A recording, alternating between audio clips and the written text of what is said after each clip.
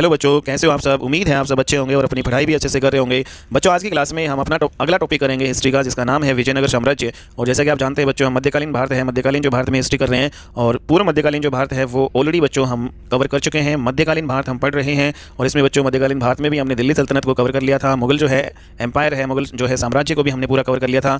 अब बच्चों हम अगला जो साम्राज्य विजयनगर साम्राज्य के बारे में देख रहे हैं। तो विजयनगर साम्राज्य ये आपका जो कर्नाटक के हम्पी में दक्षिण भारत में जो है बच्चों हुआ करता था। और किसके टाइम में हुआ करता था ये स्टार्ट जो है विजयनगर साम्राज्य की जो स्थापना है, दिल्ली में जो है बच्चों एक सुल्तान हुआ करते थे जब तुगलक वंश था, मोहम्मद बिन तुगलक। तो मोहम्मद बिन तुगलक के ही शासनकाल में 1336 ईस्वी में दक्षिण जो है भारत में विजयनगर साम्राज्य की स्थापना हुई। तो 1336 में विजयनगर साम्राज्य की स्थापना होती है बच्चों किसके शासनकाल में, मोहम्मद बिन तुगलक के शासनकाल में। मोहम्मद बिन तुगलक के शासनकाल में दिल्ली सल्तनत का एक इक्ता हुआ करता था जिसे क्या कहा जाता था, सागर कहलाता था। और सागर है कर्नाटक में होता था और इसी सागर नाम का जो है इक्ते का एक इक्तेदार हुआ करता था जिसका नाम था बहाउद्दीन गुरसाफ्स। ये जो बहाउद्दीन गुरसाफ्स है ये मोहम्मद बिन तुगलक का ही एक चचेरा भाई हुआ करता था। तो यहाँ पे जो है सागर नामक इक्ते का इक्तेदार जो है बहाउद्दीन गुरसाफ्स हुआ करता था, चचेरा भाई किसका था, मोहम्मद बिन तुगलक का।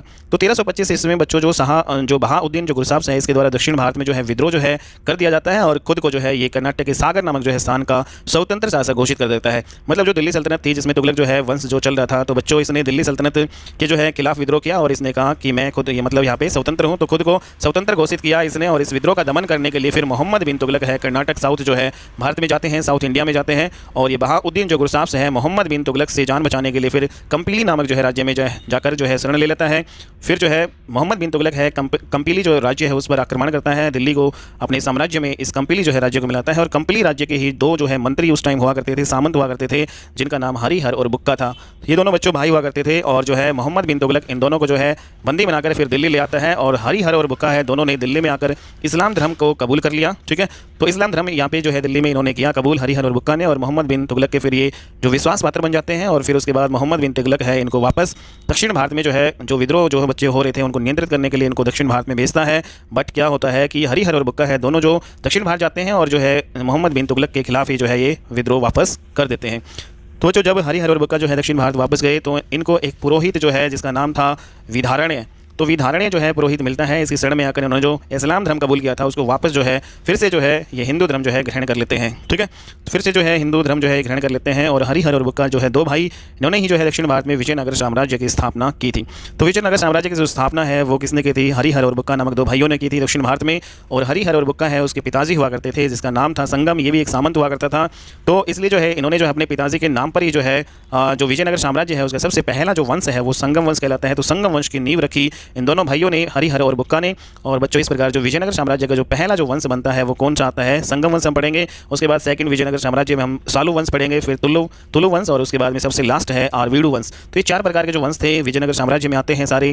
तो बच्चों सबसे पहले हम कवर करेंगे संगम वंश। तो संगम वंश है ये 1336 से लेकर 1486 ईस्वी जो है तक रहता है और कुल मिलाकर बच्चों ये आपका 150 साल तक जो है आपका रहता है। ठीक है, तो 150 ईयर तक जो है संगम वंश रहता है। और जो है विजयनगर साम्राज्य की सबसे पहली जो राजधानी जो बनती है वो अनेगोंडी बनती है। तो अनेगोंडी विजयनगर साम्राज्य की सबसे पहली राजधानी होती है। तो संगम वंश है जो इसकी स्थापना जो है करते हैं हरिहर प्रथम। और बच्चों ये हरिहर प्रथम है जो ये बनते हैं शासक सबसे पहले। और 1336 से लेकर 1356 ईस्वी तक बच्चों कुल मिलाकर जो है 20 वर्ष तक शासन करते हैं हरिहर प्रथम। और इन्होंने जो है हरिहर प्रथम है इन्होंने जो है पहली राजधानी अपनी बनाई अनेगोंडी को। ठीक है, तो संगम वंश की जो पहली राजधानी है या विजयनगर साम्राज्य की जो पहली राजधानी है वो कौन सी आपकी, अनेगोंडी। उसके बाद में जो सेकंड राजधानी है जो बनाते हैं विजयनगर को, तो इस प्रकार दो प्रकार की जो राजधानी थी संगम वंश की, अनेगोंडी और विजयनगर। हरिहर प्रथम है इसने जो बच्चों होयसल राज्य पर फिर अटैक किया। तो कौन से राज्य पर अटैक किया, होयसल। और फिर उस पर अटैक करके जो है विजयनगर साम्राज्य में इस होयसल राज्य को मिला लेते हैं। और इसी के शासनकाल में विजयनगर और बहमनी साम्राज्य के बीच में संघर्ष जो है शुरू होता है। तो बच्चों किसके शासनकाल में जो है विजयनगर और बहमनी जो है साम्राज्य के बीच में संघर्ष शुरू होता है, तो हरिहर प्रथम के शासनकाल में। और फिर यही जो है संघर्ष है चलता है 200 साल तक जो है संघर्ष आपका चलता है। ठीक है बच्चों, उसके बाद में बच्चों हरिहर प्रथम का ही एक समकालीन हुआ करता था जिसका नाम था अलाउद्दीन हसन बहमनसा। अलाउद्दीन हसन बहमनसा जो है जिसको हसन गंगू भी कहा जाता था, इन्होंने जो बहमनी साम्राज्य की स्थापना की। तो इंपोर्टेंट है बच्चों, बहमनी साम्राज्य की स्थापना किसने की थी, तो अलाउद्दीन हसन बहमनसा या फिर हसन गंगू ने की थी। और ये किसके समकालीन था, ये हरिहर प्रथम के ही समकालीन था। ठीक है, तो 1356 ईस्वी में हरिहर प्रथम की फिर मृत्यु हो जाती है। और उसके बाद में इसका जो है भाई जिसका नाम होता है बुक्का प्रथम अगला जो है संगम वंश का शासक बनता है। और बच्चों ये जो है बुक्का प्रथम 1356 से लेकर 1377 ईस्वी तक शासन करता है। ये एक महान योद्धा होते हैं बुक्का जो है प्रथम, और विद्या प्रेमी हुआ करते थे, राजनीतिक जो है हुआ करते थे। इन्होंने जो है मतलब बहुत सारे जो है बच्चों कुछ अभिलेख मिलते हैं जिनमें ये पता चलता है कि जो बुक्का प्रथम है वो पश्चिमी, पूर्वी और दक्षिणी सागरों का क्या होता था, स्वामी हुआ करता था। इसने मदुरा को जीतकर रामेश्वरम जो है तक अपना जो है साम्राज्य जो है उसका विस्तार किया, मदुरा से लेकर रामेश्वरम तक। इसने वेद मार्ग प्रतिष्ठापक की उपाधि धारण की। तो बुक्का प्रथम है उसने किसकी उपाधि धारण की, वेद मार्ग प्रतिष्ठापक। तो इंपॉर्टेंट है बच्चों, वेद मार्ग प्रतिष्ठापक। इसके शासनकाल में तेलुगु भाषा का भी विकास हुआ, ठीक है। और विजयनगर साम्राज्य की जो ऑफिशियल जो लैंग्वेज है, ऑफिशियल आधिकारिक जो भाषा हुआ करती थी यहाँ पे तेलुगु हुआ करती थी। तो इंपॉर्टेंट है, तो तेलुगु है विजयनगर साम्राज्य की जो है ऑफिशियल लैंग्वेज। और 1300 जो है 77 तक आते आते फिर जो है बुक्का प्रथम है इनकी भी मृत्यु हो जाती है और संगम वंश का जो अगला शासक बन जाता है हरिहर द्वितीय। तो पहले जो है संगम वंश के शासक होते हैं हरिहर प्रथम, उसके बाद में बुक्का प्रथम, फिर उसके बाद में बनते हैं नेक्स्ट हरिहर द्वितीय। हरिहर द्वितीय ये जो रहते हैं 1377 ईस्वी से लेकर 1404 ईस्वी तक जो है शासन करते हैं। और इसने जो है राजाधिराज और राज परमेश्वर की उपाधि धारण की। राजाधिराज और राज परमेश्वर की उपाधि धारण करके शासन पर बैठा और इसने वीरूपाक्ष का जो है ये उपासक हुआ करता था, वीरूपाक्ष का। तो बुक्का जो ये आपका हरिहर द्वितीय है वीरूपाक्ष का उपासक होता था। हालांकि जो है बच्चों ये शैव, वैष्णव और जितने भी जैन धर्म थे उन सभी का संरक्षण किया करता था, लेकिन ये जो वीरूपाक्ष का उपासक हुआ करता था। और फिर उसके बाद में जो है संगम वंश के जो है अगले शासक बनते हैं देवराय प्रथम। देवराय प्रथम है, इनका शासनकाल लेते हैं 1404 से लेकर 1422 ईस्वी तक। और इसके शासनकाल में जो बहमनी साम्राज्य के शासक जो है फिरोज शाह का आक्रमण हुआ। तो इंपॉर्टेंट है, तो किसके शासनकाल में जो है फिरोज शाह का यहाँ पे जो बहमनी साम्राज्य के जो शासक है फिरोज शाह, उसका आक्रमण हुआ देवराय प्रथम पर, ठीक है। तो इंपॉर्टेंट है, और देवराय जो है प्रथम पर जो अटैक किया और फिर उसके बाद में फिरोज शाह ने इसे पराजित किया। और देवराय प्रथम जो है ने फिर क्या किया, उन्होंने जो अपनी पुत्री का विवाह फिरोज शाह से कर दिया। तो देवराय प्रथम है उसने जो है तुंगभद्रा नदी पर बांध बनवाए, और बच्चों तुंगभद्रा नदी पर बांध बनवाया देवराय प्रथम ने, और नहरें बनवाकर जो है विजयनगर साम्राज्य में जो कृषि का विकास इन्होंने किया। और देवराय के प्रथम जो है के ही एक दरबारी लेखक हुआ करते थे जिसका नाम था श्रीनाथ। तो श्रीनाथ है, इन्होंने एक तेलुगु भाषा में बुक लिखी प्रसिद्ध जिसका नाम था हरिविलास।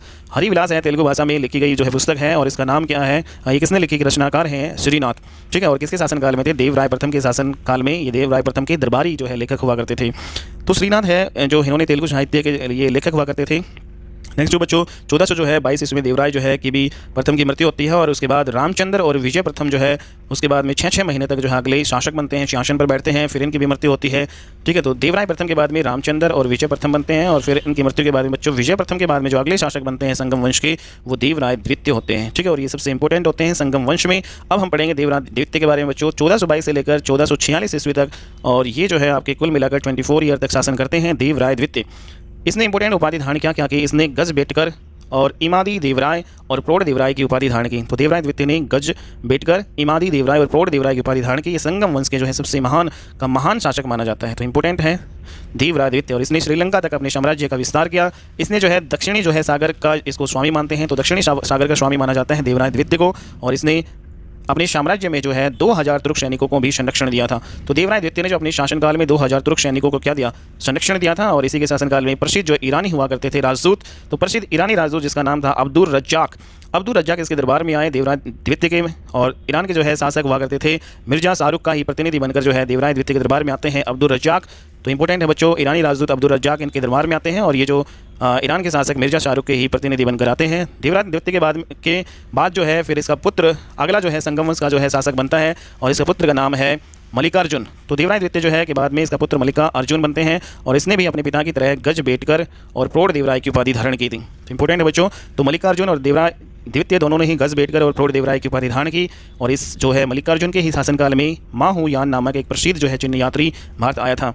तो माहुयान नामक प्रसिद्ध जो है चिन्ह यात्री भारत आया था। मल्लिकार्जुन जो है संगम वंश के शासक थे, इसी के शासनकाल में आए। और 1465 आते आते बच्चों इस मल्लिकार्जुन की भी मृत्यु होती है। और इसके बाद में इसका जो बेटा जो है वीरूपाक्ष द्वितीय जो 1465 से लेकर 1485 ईस्वी तक जो है इस वंश का अगला शासक बनता है, ठीक है। तो मल्लिकार्जुन के बाद में कौन बनता है, वीरूपाक्ष द्वितीय। और बच्चों यही जो है वीरूपाक्ष द्वितीय संगम वंश का अंतिम शासक माना जाता है। 1485 में इसकी भी डेथ होती है, और इतिहासकार मानते हैं जब इसकी मृत्यु होती है तो 1485 में, तो 1485-86 जो है तक प्रौढ़ देवराय और कुछ समय के लिए शासन पर ये बैठते हैं।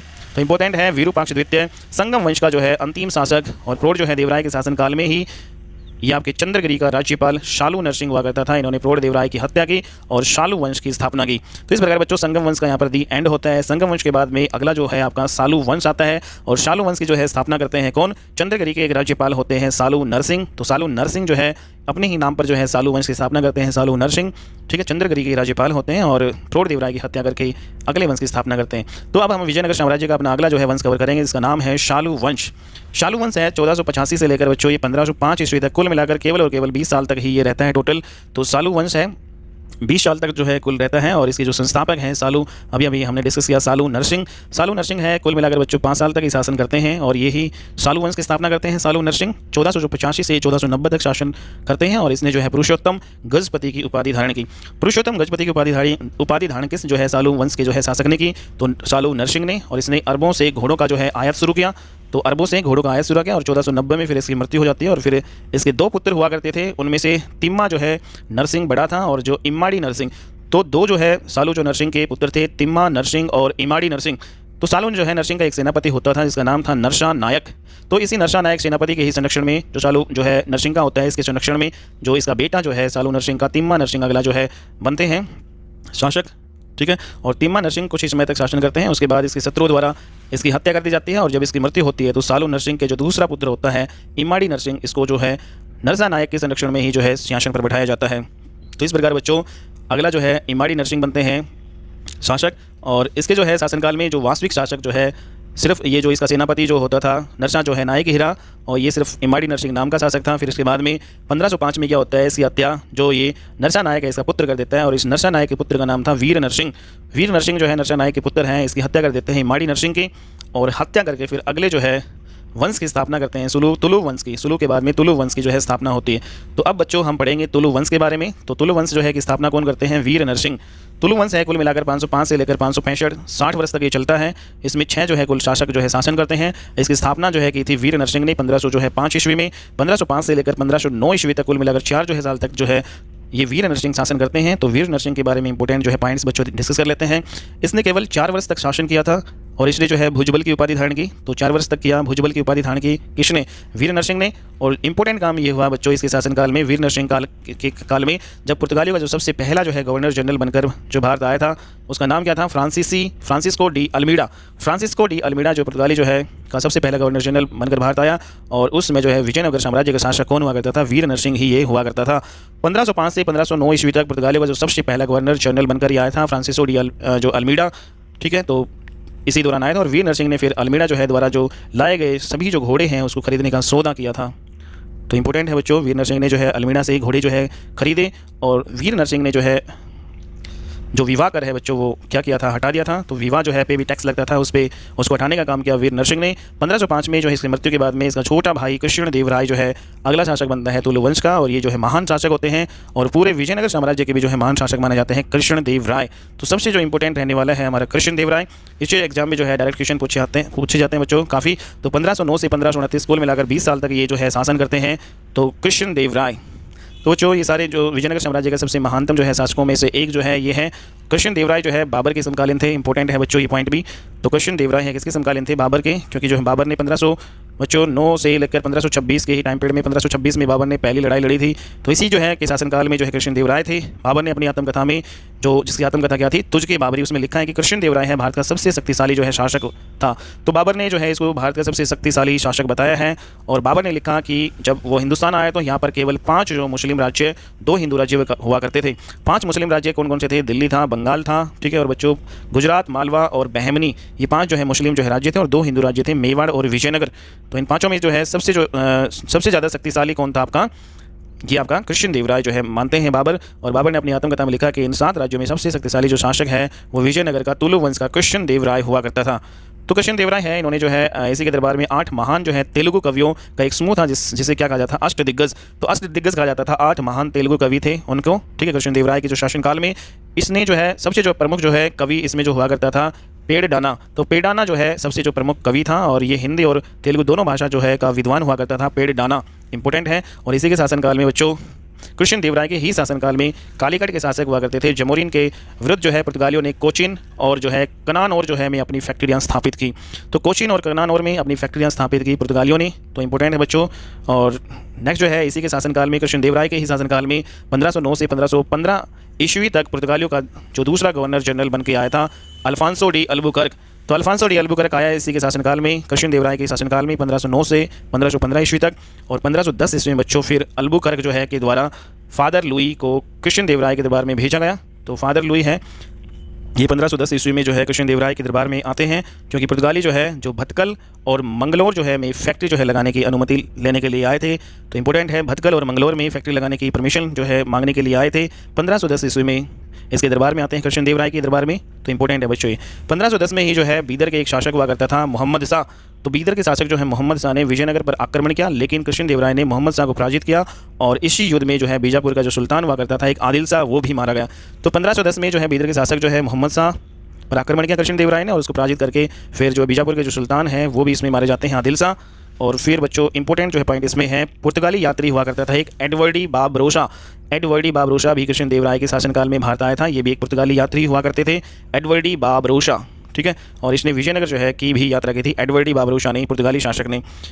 फिर उसके बाद में इंपॉर्टेंट है बच्चों कृष्ण देवराय है, इसने अपनी पत्नी के नाम पर हासपेट नामक शहर की जो है स्थापना की। तो हासपेट नामक जो है नगर की स्थापना की थी कृष्ण देवराय ने अपनी पत्नी के नाम पर। और इसने कुछ प्रसिद्ध जो है मंदिर का निर्माण करवाया, जिसमें था हजारा मंदिर, विट्ठल स्वामी मंदिर और चिदम्बरम मंदिर। तो इन सभी मंदिरों का निर्माण करवाया कृष्ण देवराय ने। और जब इसकी मृत्यु हुई तो इसका जो बेटा जो है 18 महीने का ही हुआ करता था, इसलिए इसने अपने जो चाचा का भाई हुआ करता था जिसका नाम था अच्युत देवराय, और इसको अपना अगला उत्तराधिकारी बनाया।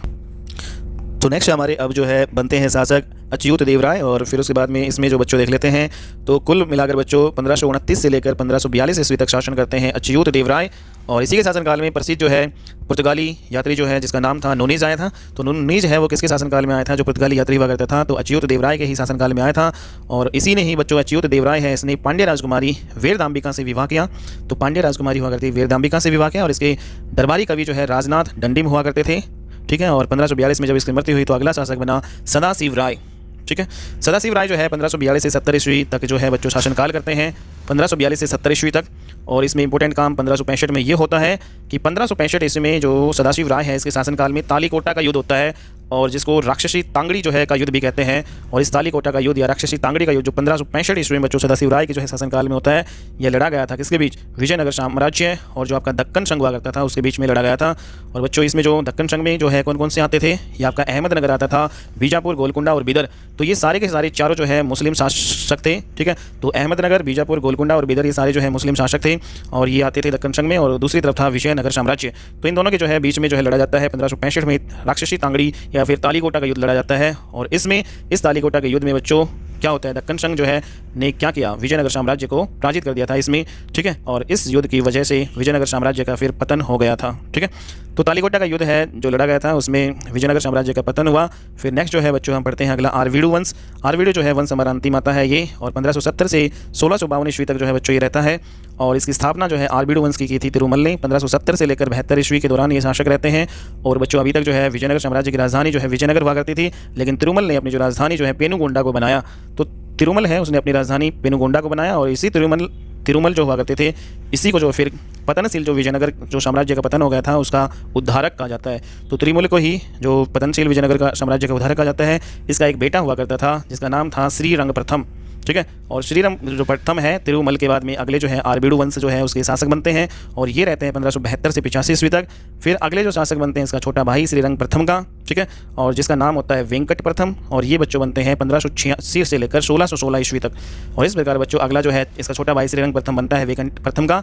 और इस प्रकार जो है आरवीडू जो है वंश का अगर हम अंतिम शासक की बात करें तो अंतिम शासक जो है श्रीरंग तृतीय होते हैं, ठीक है। तो श्रीरंग जो है प्रथम के बाद में जो है बनते हैं वेंकट प्रथम, फिर अंतिम जो है इसमें माने जाते हैं बच्चों कौन, श्रीरंग तृतीय। तो इस प्रकार बच्चों ये कुछ इंपॉर्टेंट जो पॉइंट्स थे हमारे विजयनगर साम्राज्य के, ये हमारा खत्म होता है। अगला टॉपिक हम बच्चों कवर करेंगे कल।